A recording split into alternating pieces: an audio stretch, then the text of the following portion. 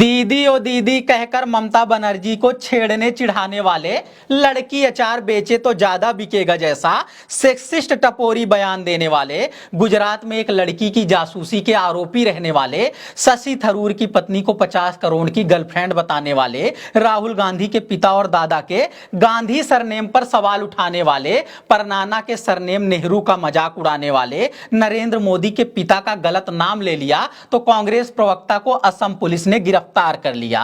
प्रधानमंत्री नरेंद्र मोदी का नाम गलती से या जानबूझकर पवन खेड़ा ने नरेंद्र गौतम दास मोदी कह दिया तो पूरे देश में बवाल मच गया।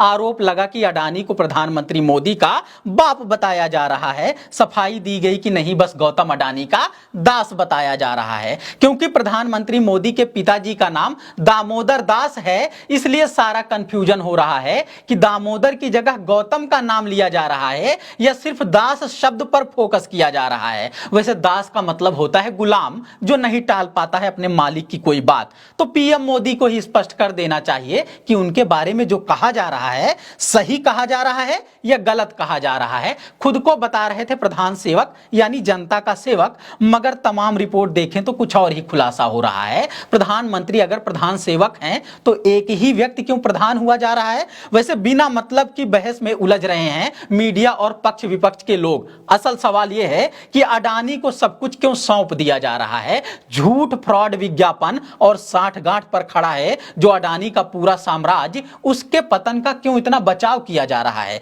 देश की दुर्गति के वक्त जिसने साधे हैं सबसे ज्यादा स्वार्थ, उस पर खुलासे को क्यों देश पर हमला कहा जा रहा है?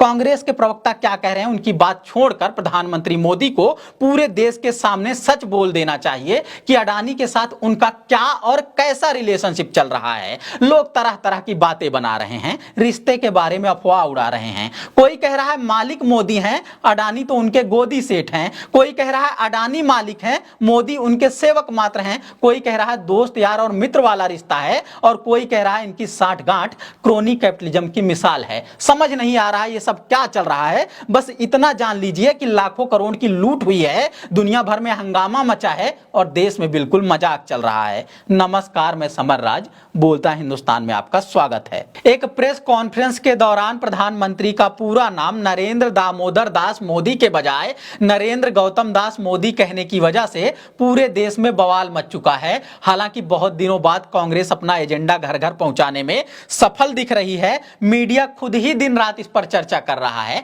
अधिकतर बहस तो हो रही है गलत नाम लिए जाने पर, मगर इसी बहाने लोगों को पता चल रहा है कि अडानी समूह पर सवाल करते हुए कोई रिपोर्ट आई है जिससे उन्हें लाखों करोड़ का नुकसान हो चुका है। साथ ही इस बात पर भी चर्चा हो रही है कि सारी सफलता के पीछे मोदी अडानी के साठगांठ का रिश्ता है। हां, इस रिश्ते को क्या नाम दिया जाए, बस इसी बात पर विवाद चल रहा है। मीडिया वालों के तो खुद ही मालिक माई बाप हैं गौतम अडानी, तो वो चाहते हैं कि उनकी तरफ से सम्मानजनक रिश्ता कहा जाए। भाजपा नेता प्रवक्ता तो मानते और कहते रहते हैं कि देश के बाप हैं नरेंद्र मोदी, इसलिए वो चाहते हैं कि उनकी तरफ से सम्मानजनक रिश्ता कहा जाए। विपक्षी नेताओं और प्रवक्ताओं को पता है कि 1 और 1 11 बन जाते हैं मोदी और अडानी, इसलिए चाहते हैं कि दोनों के इस रिश्ते की पोल खुल जाए। बस इतनी सरल कहानी है और इसी के इर्द गिर्द सारा विवाद चल रहा है। क्या अडानी समूह की 7 कंपनियां ऐसी हैं जिनका वैल्यूएशन 85% तक बढ़ाकर दिखाया गया?